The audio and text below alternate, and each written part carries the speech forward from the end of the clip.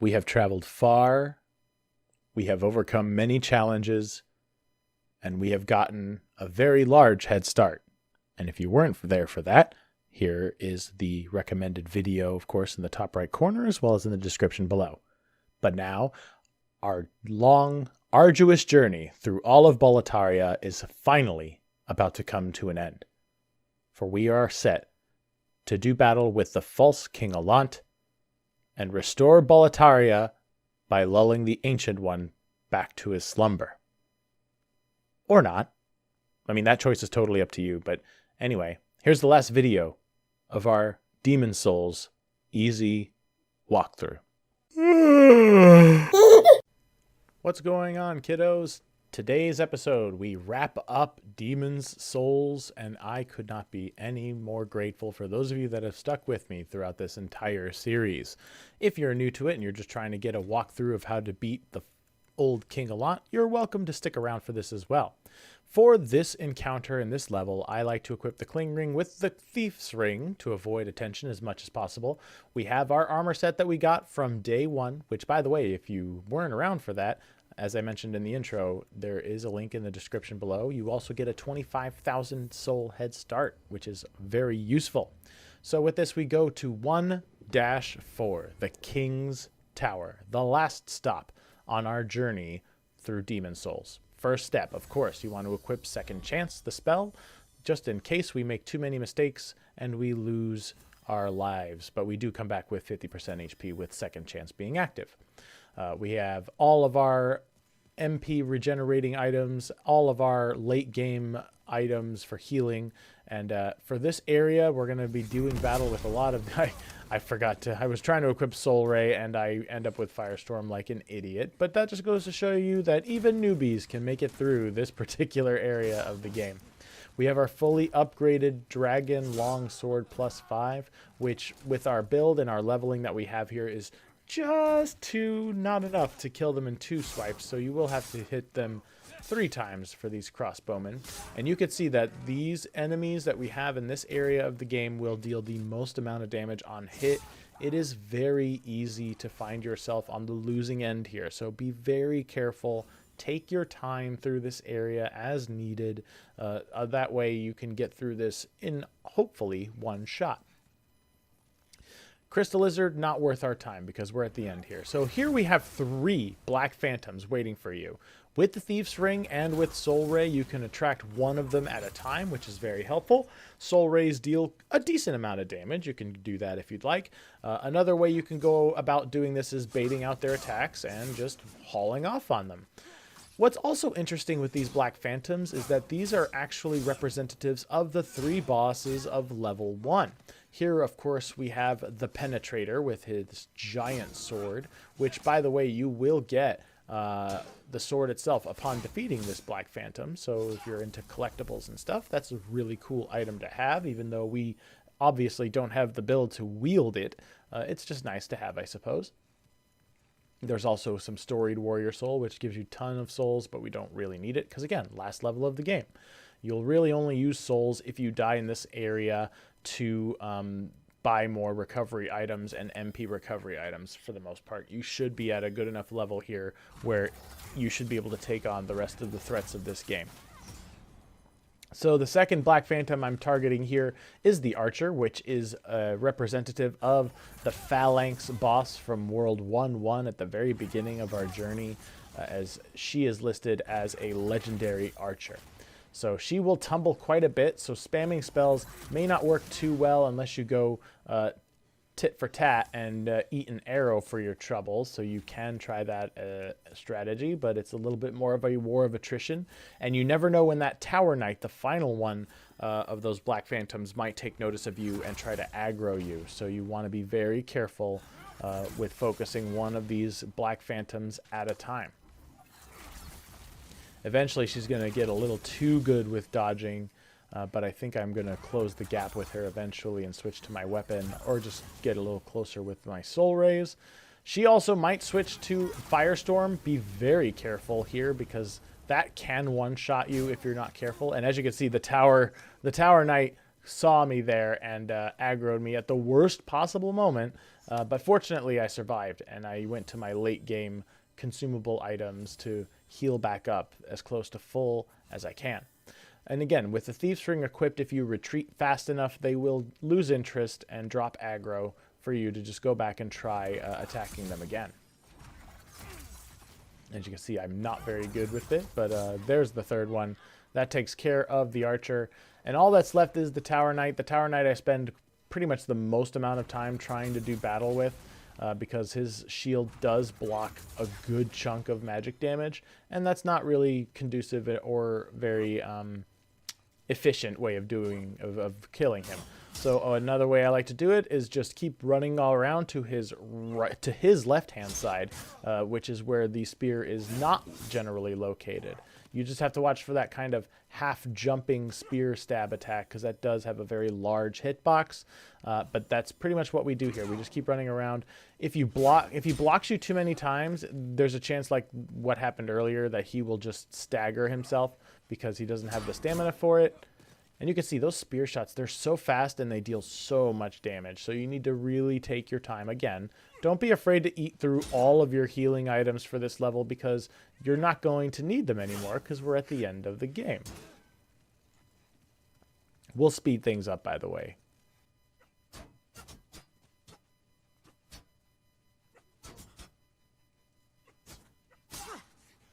Now that very redundant and unnecessary dance of death is over, we also get a tower shield. And of course, that third Black Phantom is representative of the Tower Knight, the boss from 1-2. So again, that's really neat lore, and I like how that comes back because the basic story behind all of this is the false king Allant is basically taking the souls of his greatest soldiers and knights, and when they turn into demons, he moves those souls as Black Phantoms to do his bidding. So it's really cool world building. And if you're interested in a lot of the lore and the storytelling behind Demon Souls and other Souls games, I got most of my inspiration and information through VaatiVidya, who is an outstanding YouTuber and very well known. And you probably know him already if you're watching this video and you just stumbled across mine. But if you didn't, hopefully I can get him a couple of extra views because he is very worth it. So we go around this straight hallway and up these stairs into this building.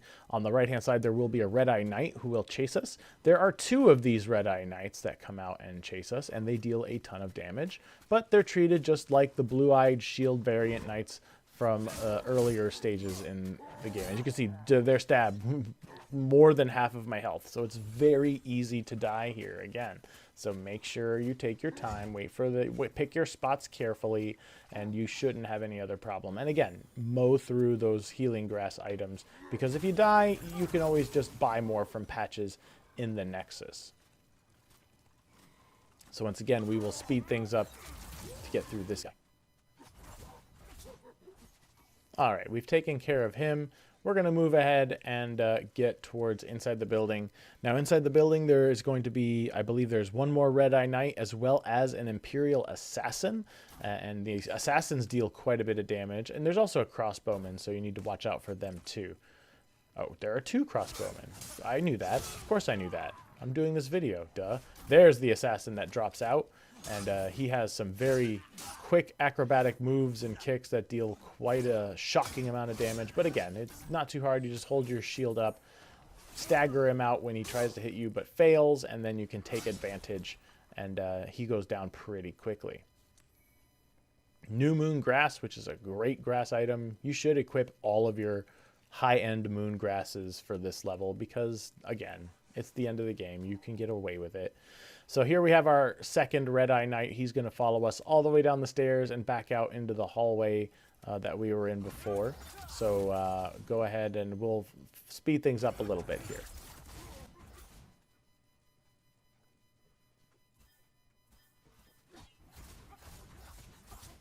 And as you can see, this one's much easier to take down with spamming spells because he doesn't have a shield. So you can just spam all the spells to your heart's content to pretty much drop him. And here I'm equipping all of my high-end healing items because I will need it for the final boss of this game. And we're going to head right back up the building again. And here, once we get to the top, is the main gimmick, I suppose, for this particular level that leads us to the gate. Usually last levels before the Archdemon is just a quick beeline straight to the fog gate. Here you kind of have to earn it. Remember our friend the dragons, the blue dragon from 1-1 and 1-2, and he's been making his appearances and his presence felt throughout the game. The red dragon had, at least. The blue dragon has been kind of keeping to his own, but now he's here to cause trouble. That breath weapon will likely kill you in one hit. Doesn't matter what level you're at, it will immolate you. But I like to use him to get aggro and kill off the fat official there. And then once he uses his breath weapon again, I make a quick sprint. There is a halfway point here that you can kind of duck behind. I just barely miss it, and I end up getting hit by the fat official instead. And then I get hit by the breath weapon. But good news there is second chance bails me out, and I just make a beeline all the way across the rampart, which you can get away with. So again, there's that halfway point. Watch out for the fat official, and then just sprint the rest of the way. If you lose your second chance, you lose your second chance. But the good news with that is you just eat a spice item, break out your talisman, and now the second chance has become a third chance. Pretty easy, right? It's very great. Again, a great crutch for the newer players. And there's a couple of droppable items that you can pick up if you want to. But again, we are at the end of the game. Let's just focus on getting to the end of this long and arduous journey. So here we go to our second rampart. The dragon will retreat at this point when you go in because he doesn't breathe fire there. You'll see him start to fly off again. And once we make that right-hand turn, there are several stairs leading up to the Tower of the King. And you can see that something only took 13 damage from that blue dragon. And I wonder who that could possibly be. Once you run up there and after you grab the Knight Shield and Sword, if you want to, we'll find that our good friend Bior, who helped us with the Penetrator fight, is, if you freed him from the prison, is here to distract the dragon. So the dragon will breathe fire in left and right sweeps. So you want to time it correctly so that when he goes from right to left is when you sprint down. You make it up the stairs. Now from here, we should run into our friend Ostrava from Boletaria, the guy that we tried to help in 1-1, but ended up backstabbing him to get the Mausoleum Key early on. He would give you the Mausoleum Keys at this point in the game, so this is where you would hop back and test your might against Old King Doran. But since we cheesed him, we don't have to do any of that. However, once Ostrava dies, he gets summoned as a Black Phantom. So even the son of the king is not immune to the king just bending him to his will and summoning him as a Black Phantom to do his bidding. And Ostrava, his rune sword deals magic damage, so even if you block it, it's going to bleed through and do a lot of damage, as you can see here. I'm going to try to kill him, but eventually I kind of just give up and say, you know what, this is for the purposes of the walkthrough. He drops the runic sword and shield, which are his trademark items, which is really great to have, I suppose, but it's nothing spectacular and nothing worth to write home about. So eventually I just lure him down the stairs. As you can see here, I try to grab a healing item and I get stabbed for my efforts. I do it again and I get almost stabbed. I'm able to dodge this time. Again, I'm not giving up. I'm trying to take him down. But eventually I do believe I end up giving up and just saying, forget this. I'm just going to run past you now. Yep, there it is. I was like, whatever, doesn't matter. So you could just lure him down the stairs, really, and then just sprint past him. So with that being said, he's still going to chase you. Oh, I'm still going to try? Goodness. Really love that runic sword, man. Hey, look at that. I got him. Hey. You can honestly sprint past him. You don't need to do this, but whatever. Style points, I guess. So with that, we can head across the bridge here, and this will lead us to an elevator, and this elevator will bring us to Old King Allant, the False King, the final boss of Demon's Souls. Asterisk, and I'll explain more about that a little bit later on. So we're going to speed things up this elevator.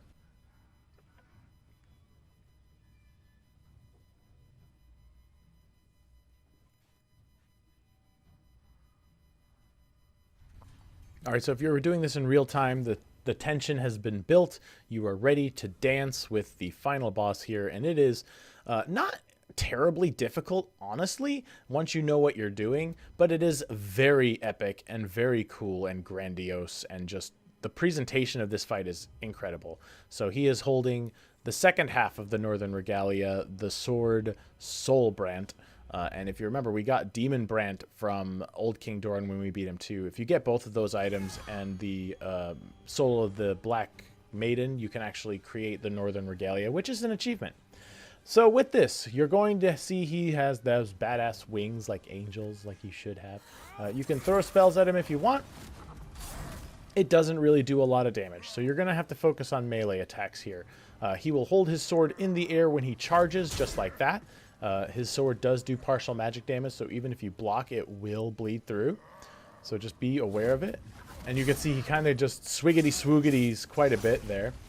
That attack with the glowing hand is the Soul Sucker attack. It will drain a soul level from you, so be very careful with that. You want to basically keep medium distance from the Old King as much as you can.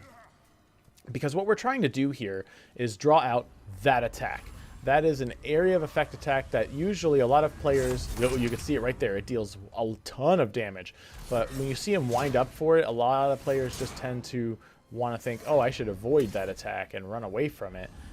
But if you do, it doesn't really matter. It has a very long reach and will attack you all the same. So hit you all the same. So be very careful with it. But we want him to do that attack frequently because it gives us the greatest window of opportunity to land some attacks. So big R2 deals 300 damage. I get a little greedy there and take a hit, but that's okay. It's not that bad.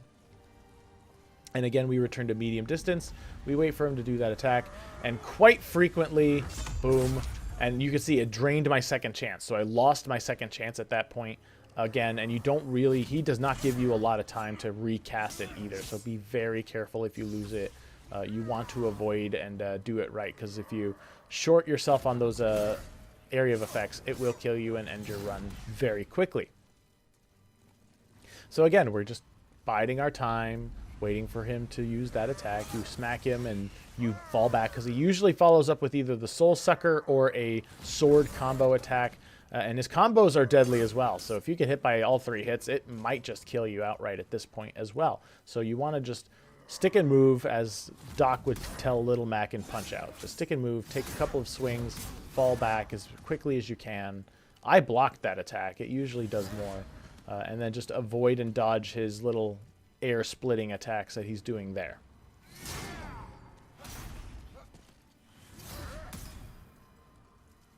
So there's that attack again. I catch myself. He catches me and I'm too far away. So then I just basically throw a quick soul ray at him to interrupt his area of effect, because that's also something you can do, though it just doesn't do as much damage. See, it does 77, whereas a full-fledged R2, I believe, with the +5 Dragon Sword will deal 200 or 300 damage otherwise. As you can see, I just take a couple of quick slashes with R1s.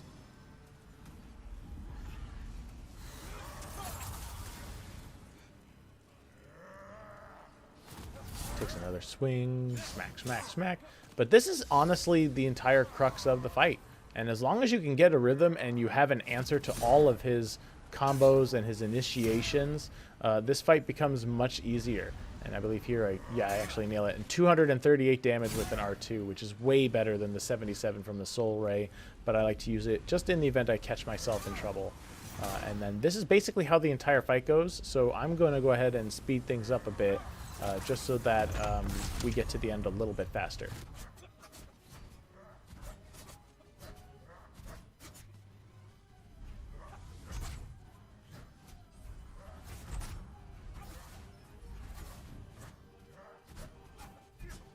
Now I stopped here because he's starting to get angry. When he gets down to about 25% health, he starts using those two-handed wave attacks with his sword.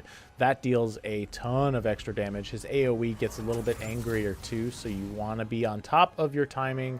Be prepared to answer in the event you're too far away. Have a Soul Ray at the ready. But yeah, you can see he even cancels out of his attack there before deciding, nah, I'm just going to go ahead and do it anyway.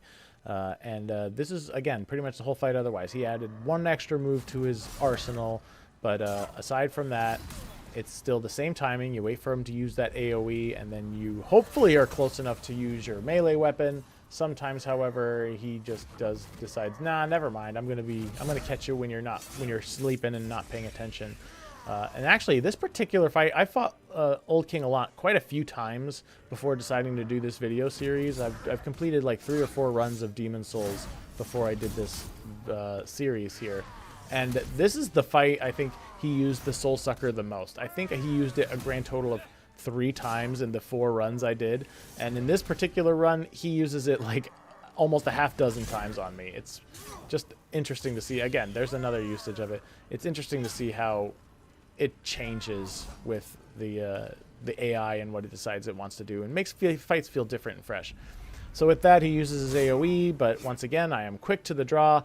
Finally, the Old King is dead, and we can claim victory over Demon's Souls. Now, I will say here, this isn't actually the end. There is technically one more boss fight you have to fight, and that is the true King Allant. However, that boss fight is honestly a joke boss fight. You really have to go out of your way to try to die to that boss fight. So it's very easy boss fight. It's mostly just there for show and story purposes. You shouldn't have a problem with it. So hopefully this series has brought at least one of you through to the side of enjoying these types of games and having the ability to get through it. And if it did, I'm glad it did. If you at least enjoyed it, I hope you did. Feel free to drop a like and subscribe to be notified when I post additional content. But it has been an absolute privilege to take this series with you, and I hope to see you in my future videos. So until then, have a great rest of your day, and thanks for watching.